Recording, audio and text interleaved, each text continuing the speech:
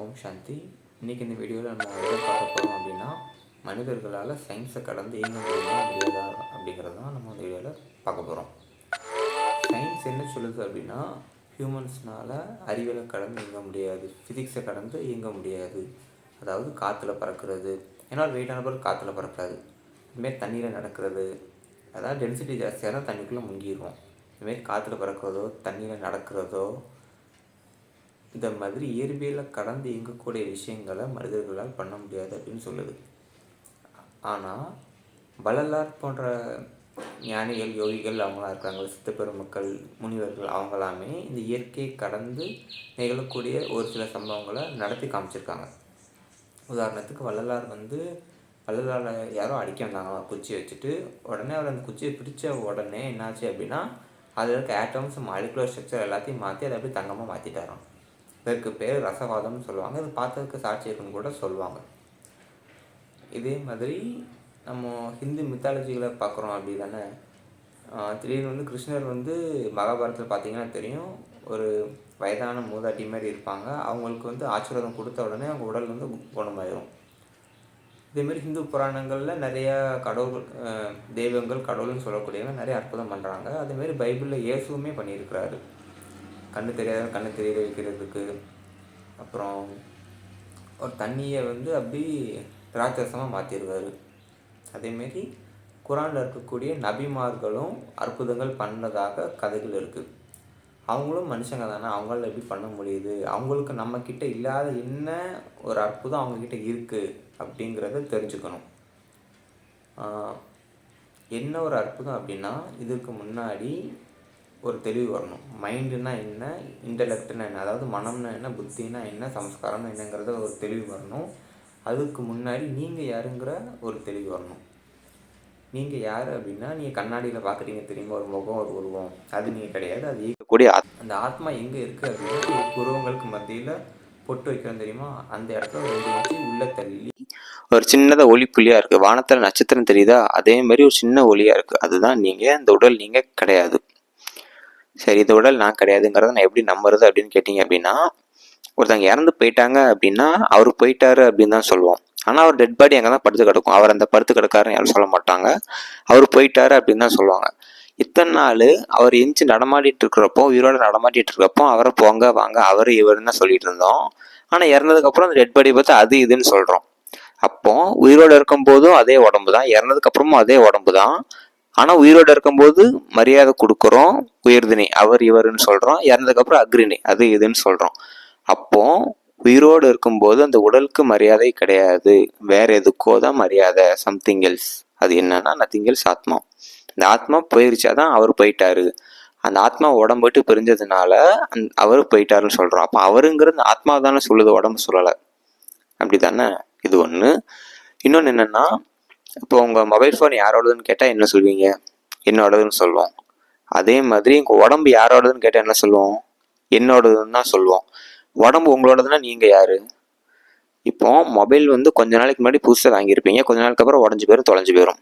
அப்போ உங்கள் லைஃப்பில் ஒரு பார்ட் ஆஃப் லைஃப் தானே உங்களோட மொபைல் ஃபோன். அதே மாதிரி உங்கள் உடம்பு யாரோடதுன்னு கேட்டால் அது என்னோடதுன்னு சொல்கிறீங்க. அதே மாதிரி மொபைல் ஃபோன் எப்படி உங்களுக்கு கிடச்சிருக்கோ அதுமாரி இந்த உடம்பு உங்களுக்கு கிடச்சிருக்கு. கொஞ்ச நாள் யூஸ் பண்ணுவீங்க, யூஸ் பண்ணதுக்கப்புறம் அது பழசாயிரம், எரிச்சிருவாங்க, வச்சிருவாங்க. அப்புறம் அடுத்த பிறகு எடுக்க போயிருவீங்க. இதுதான் ஆத்மா. இல்லைன்னா உடம்பு யாரோடதுன்னு கேட்குறப்போ இந்த உடம்பு தான் நான், இது உடம்பு என்னோடது கிடையாதுன்னு நீங்கள் சொல்லணும். ஆனால் ஆக்சுவலாக என்ன சொல்கிறீங்க? இந்த உடம்பு என்னோடது அப்படின்னு சொல்கிறீங்க. இதெல்லாம் தான் ப்ரூஃப் நீங்கள் இந்த உடம்பு கிடையாது, நீங்கள் ஒரு ஆத்மாங்கிறதுக்கு.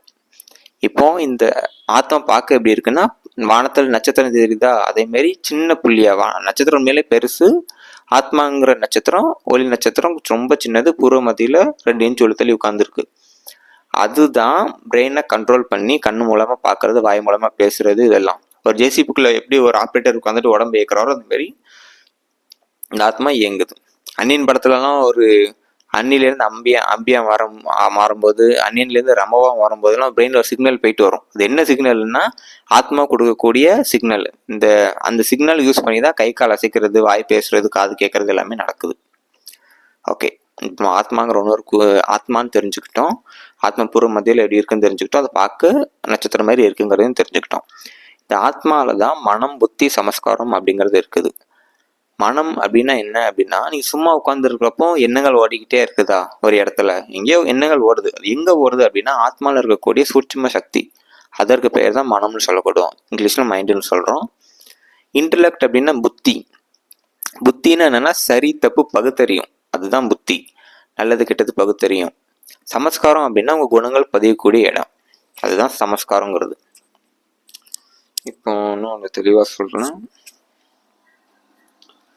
ஆத்மாங்கிறது பூர்வ மத்தியில ஒரு ஒளி நட்சத்திரமா இருக்குங்கிறத பார்த்தோமா. ஆத்மால இருக்கக்கூடிய 3 சூட்சும சக்திகள் தான் மனம், புத்தி, சமஸ்காரங்கிறது. மனம்னா எண்ணங்கள் ஓடிக்கிட்டே இருக்கும். அந்த மனதில் தொடர்புடைய எண்ணங்களை சரியா தப்பான்னு பகுத்தறிஞ்சு சொல்றது பேர் தான் புத்தி. அந்த பகுத்தறிஞ்சு செயலுக்கு எடுத்துட்டு வருவீங்க தெரியுமா, அந்த செயல்ல ரெக்கார்ட் ஆயிடும். இதுதான் சுத்தி சுத்தி நடக்குது. இது எதுக்கு இப்ப இந்த புத்தியை பத்தி நம்ம ஆழமா தெரிஞ்சுக்கிட்டாதான் நம்ம இயற்கையை கடந்து எப்படி இயங்குறதுங்கிறது நமக்கு தெளிவா தெரியும். புத்தி எப்படி இயங்குது அப்படின்னா, மனதுல நல்ல எண்ணங்களும் தோன்றும், கெட்ட எண்ணங்களும் தோன்றும். நல்ல எண்ணங்கள் தோன்றுச்சு அப்படின்னா சரியா தப்பான்னு பார்க்கும். சரின்னு நல்ல எண்ணம் தான், அதை செயலுக்கு எடுத்துட்டு எந்த பிரச்சனையும் இல்லை.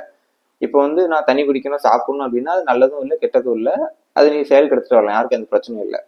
ஒருத்தவங்க உதவி பண்ணணும் அப்படின்னா அது நல்ல செயலுக்கு நல்லதா கெட்டதான்னு பகுத்து தெரியும். நல்லதுங்கிறப்போ அலோ பண்ணிடும்.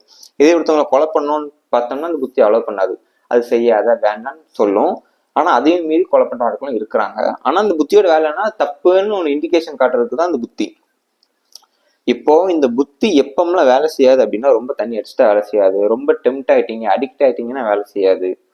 இப்போ ரொம்ப கேம் விளையாடணும், ஆனா நாளைக்கு எக்ஸாம் இருக்கு, படிக்க தான் செய்யணும், ஆனா கேம் விளையாடணும் ஓவர் டெம்டேஷன் இருந்துச்சு அப்படின்னா அந்த அடிச்சு திரும்ப திரும்ப மைண்ட்ல வந்துகிட்டே இருக்குமா. புத்தி வேண்டாம் வேண்டாம்னு சொல்லும், இருந்தாலும் மைண்ட் என்னத்தை எழுப்பிட்டே இருக்கும் தெரியுமா. அதுக்கு பதில் டெம்டேஷன். அடிச்சுனா இருக்கும்போது புத்தி வேலை செய்யாது, மயக்கத்துல இருக்கும்போது புத்தி வேலை செய்யாது. வேற எப்போம்லாம் வேலை செய்யாது அப்படின்னா, தூங்கிட்டு இருக்கும்போது வேலை செய்யாது, மயங்கி கிடக்கிறப்ப வேலை செய்யாது, இறந்ததுக்கு அப்புறம் வேலை செய்யாது. இதை புரிஞ்சுக்கணும். தூங்கிட்டு இருக்கும்போது வேலை செய்யாதுன்னு எப்படி சொல்றேன் அப்படின்னா, இப்போ தூங்கும்போது கனவு காண்றோமா, கனவு எப்படி காண்றோம் அப்படின்னா மனதுல தோன்றக்கூடிய எண்ணங்கள் அப்படியே நமக்கு ஒரு ஃபிளாஷ் ஆகுது, ஒரு காட்சி மாதிரி ஃபிளாஷ் ஆகுது. இப்போ அதுதான் கனவுன்னு சொல்றது. இப்போ புத்தி முழிச்சிட்டு இருக்கும்போது தான் தேவை, தூங்கிட்டு இருக்கும்போது தேவையில்லை. ஏன் அப்படின்னா நம்ம எந்திரிச்சு நடமாடும் போதுதான் தப்பு பண்ணுவோம். கொலை பண்றது, திருடுறது, ஏமாத்துறது, இதெல்லாம் நம்ம உடம்ப நம்மளால அசைக்க முடிஞ்சாதான் பண்ண முடியும். தூங்கிட்டு இருக்கப்போ ஒருத்தனால கொலை பண்ண முடியாது, திருட முடியாது, எந்த தப்பும் பண்ண முடியாது. அப்போ தூங்கிட்டு இருக்கப்போ நீ நல்லதா கிட்டதான் பகுத்தறிய தேவையில்லை. அப்போ அந்த புத்தி ரெஸ்ட் எடுக்கும். புத்தி ரெஸ்ட் எடுக்கிறது தான் ஆக்சுவலா தூக்கம்னு சொல்றோம். புரியுதா. புத்தி தூங்கும், அதைத்தான் நம்ம தூக்கம்னு சொல்றோம். நைட்டு தூங்குறது சரி. அதனால தூங்கிட்டு இருக்கப்போ யாருக்கு எந்த பிரச்சனையும் இல்லைங்கிறதுனால புத்தி வேலை செய்யாது. ஏன்னா நம்ம கொலை பண்ண போறது, தப்பு பண்ண போறோம். மயங்கி கிடக்கிறப்போ அதே தான். மயங்கி கிடக்கிறப்போ நம்மளால யாருக்காவது ஏதாவது பிரச்சனையா, நானே மயங்கிட்டேன், நான் என்னையே என்னால பாத்துக்க முடியாது, நான் எப்படி திருடவோ பொய் சொல்லவோ ஏமாத்தவோ கொலை பண்ணவோ தப்பு பண்ண என்னால முடியாது. அதனால உடம்பு அசைக்க முடியாத காரணத்தினால மயங்கும் போது இந்த புத்திக்கு இந்த தேவையும் கிடையாது. இன்னொன்னு இறந்த பிற்பாடு உங்களுக்கு புத்தி வேலை செய்யாது. ஏன்னா அப்ப இறந்ததுக்கு அப்புறம் உடம்பே உங்க கிட்ட இருக்காது, உடம்பு எரிச்சிருவாங்க, வச்சிருவாங்க, நீங்க ஆத்மாவும் சுத்திட்டு இருப்பீங்க. அப்போ உங்களால யாருக்காவது ஏதாவது பிரச்சனை, ஆனா உங்களால யாருக்கும் எந்த பிரச்சனையும் இல்லை. நீங்க யாரையும் கத்தி உங்களால கையில எடுக்கவே முடியாது, கொலை பண்ண முடியாது, திருட முடியாது, ஏமாத்த முடியாது, தப்பு பண்ண முடியாதுங்கிறதுனால நல்லதா கெட்டதான் பகுத்தறிய வேண்டிய அவசியம் இல்லை. உங்களுக்கு நல்ல எண்ணம் வந்தாலும் கெட்டது எண்ணம் வந்தாலும் உங்களால செயலுக்கு எடுத்துட்டு வர முடியாது. ஏன்னா உடம்பே உங்க கண்ட்ரோல்ல இல்லை, உங்களுக்கு ஆக்சுவலா உடம்பே இல்லை. அதனால அந்த புத்தி வேலை செய்யாது. புரியுதா. ஓகே, இப்போ தெரிஞ்சுக்கிட்டோம்.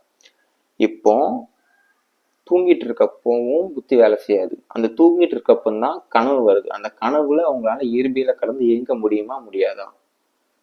இயற்பியலை கடந்து இயங்குறதுன்னா காத்துல பறக்கிறது, தண்ணியில நடக்கிறது, இந்த மாதிரி சித்து வேலைகள்லாம் பண்ற, வாயிலிருந்து லிங்க எடுக்கிறது, திருநீர் வர வைக்கிறதுலாம் சித்து வேலைகள் சித்தர்கள் பண்ணாங்கல்ல, அதுதான் இயற்பியலை கடந்து இயங்குறது. அதை தூங்கிட்டு இருக்கப்போ கனவுல அவங்களால பண்ண முடியுமா, கனவுல அவங்களால சோத்துமா நடக்க முடியுமா, தாராளமா பண்ணலாம். இயற்பியலை கடந்து கனவுல நம்மளால இயங்க முடியும். ஆனா முழிச்சிட்டு இருக்கும்போது இயங்க முடியல. தூங்குறதுக்கும் முழிக்கிறதுக்கு என்ன வித்தியாசங்கிறது எவ்வளவு நேரம் நம்ம பார்த்தோம். தூங்குறதுக்கும் முழிக்கிறதுக்கும் இந்த புத்திங்கிறது வேலை செய்யும், முழிச்சிட்டு இருக்கப்போ வேலை செய்யும், தூங்கிட்டு இருக்கப்போ வேலை செய்யாது. இதுதான் வித்தியாசம். அப்போ முழிச்சிட்டு இருக்கப்பவும் இந்த புத்தியோட தேவை இல்லாமலே உங்களால முடிவெடுக்க முடிஞ்சதே ஆனால் உங்களால இயற்பியல் கலந்து இயங்க முடியும் தானே. இயற்பியல் கலந்து இயங்க முடியும். முழிச்சிட்டு இருக்கும்போது அந்த புத்தியோட தேவை இல்லாமலே முடிவெடுக்க முடிஞ்சுச்சுன்னா உங்களால இயற்பியல் கலந்து இயங்க முடியும். அது எப்படிங்கிறத இப்ப நம்ம பார்க்க போறோம். இப்போ புத்தி என்ன செய்யுது? நல்லதா கெட்டதான் பகுத்தறியுது. ஏன்னா மனதுல தோன்றக்கூடிய எண்ணங்கள் நல்ல எண்ணமாவும் இருக்கு, கெட்ட எண்ணமாவும் இருக்கு. அது சரியா தப்பான்னு பகுத்தறியுது. நல்லதா இருக்கும் பட்சத்துல செயலுக்கு எடுத்துட்டு வர அனுமதிக்குது. அது சமஸ்காரத்துல குணமா பதியுது. கெட்டதா இருக்கும் பட்சத்துல அதை ரெஸ்ட்ரிக்ட் பண்ணுது. இந்த செயலுக்கு எடுத்துட்டு வரக்கூடாது. அதாவது ஒரு நல்ல புத்தி, எதுக்கும் டெம்ட் ஆகாத, குடிபோதையில இல்லாத ஒரு நல்ல புத்தி இந்த மாரிதான் ஒரு நல்ல மனிதனை, ஒரு ஆத்மாவை வழி நடத்தும். இது இந்த வழி நடத்துறத கரெக்டா பண்ணிட்டு இருக்கு. இப்போ மனதுல தோன்றக்கூடிய எண்ணங்கள் வெறும் பாசிட்டிவ் எமோஷன்ஸ், நல்ல உணர்வுகள், நல்ல எண்ணங்கள்லாம் மட்டுமே இருக்கு அப்படின்னா அது சரியா தப்பான்னு பகுத்தறியணும். முழுக்க முழுக்க நல்லதுதான். கெட்டதுங்கிறது தெரியவே தெரியாது. மனதுக்கு கெட்டதுன்னு என்னன்னே தெரியாது. அந்த அளவுக்கு சுத்தமா இருக்கு. குழந்தைங்க மாதிரி ரொம்ப பரிசுத்தமா இருக்குன்னு வச்சுக்கோமே. அப்போ எந்த எண்ணங்கள் தோன்றினாலுமே அது நல்ல எண்ணங்கள் தான். எந்த எண்ணத்தை செயலுக்கு எடுத்துட்டு வந்தாலுமே யாருக்கு எந்த பிரச்சனையும் இல்லை. அப்படிங்கிறப்ப அந்த புத்தி தேவையா? நல்ல எண்ணம் தான் அது உற்பத்தி பண்ண போகுது. அது சரியா தப்பான்னு பகுத்தறியணுமா? தேவையில்லை. ஏன்னா என்ன பண்ணாலுமே சரி சரி சரி சரின்னு தான் வரும். பிக்சரை பாத்தீங்கன்னா தெரியும்.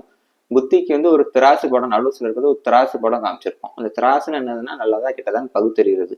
Logical thinking 0s and 1s எல்லாம் சொல்றோம் தெரியுமா? அதுதான் அந்த புத்தி. அத என்ன பண்ணாலுமே சரி சரி சரி சரின்னு தான் சொல்ல போகுது. ஏன்னா மனதில் தோன்றல் எண்ணங்கள் எல்லாமே பாசிட்டிவ் எமோஷன்ஸ் தான், நல்ல உணர்வுகள் தான், எல்லாத்துக்குமே கிரீன் சிக்னல் தான். அப்போ இது தேவையில்லை தானே, எல்லாத்துக்குமே கிரீன் சிக்னல் தான் உழுதுங்கிறப்போ இது எதுக்கு தேவையில்லை. அப்போ மனசு இந்த அளவுக்கு தூய்மையா இருக்கோ, நல்ல உணர்வுகள் நல்ல எண்ணங்கள் இருக்குதோ புத்தி தேவையில்லை. புத்தி தேவையில்லைன்னா நம்மளால இயற்கை கடந்து இயங்க முடியும். தூங்கிட்டு இருக்கப்போ புத்தி தேவைப்படாத காரணத்தினாலதான் தூங்கிட்டு இருக்கிறப்போ உங்களால கனவுல இயற்கை கடந்து இயங்க முடியுது, பிசிக்ஸை கடந்து இயங்க முடியுது. அதே மாதிரி சுத்தி வேலைகளை முழிச்சிட்டு இருக்கும்போது பண்ணணும் அப்படின்னா உங்க மனம் தூய்மையா இருக்கணும், சுத்தமா இருக்கணும். இதனாலதான் இந்த தெய்வங்களுக்கு சக்தி இருக்கு. இந்த அவங்களெல்லாம் சக்தி இருக்குன்னு சொல்றோம், கடவுளுக்கு சக்தி இருக்குன்னு சொல்றோம், தெய்வங்களுக்கு சக்தி இருக்குன்னு சொல்றோம், இயேசுக்கு இருக்கு, நபிமார்கள்லாம் அற்புதம் பண்ணி காமிச்சதாக அவங்கவுங்க மித்தாலஜியில சொல்லப்படுது. இதெல்லாம் எப்படி அவங்களால பாசிபிள் அப்படின்னா இப்படிதான் பாசிபிள். ஓகே, இதை பத்தி ஃபர்தரா டீட்டெயில்ஸா தெரிஞ்சுக்கணும் அப்படின்னா பக்கத்துல இருக்க பிரம்மகுமாரிஸ் ஆர்கனைசேஷன்ஸா அணுகுங்க. இந்த மாதிரி இன்ட்ரெஸ்டிங்கான வீடியோவுக்கு ஃபாலோ பண்ணுங்க.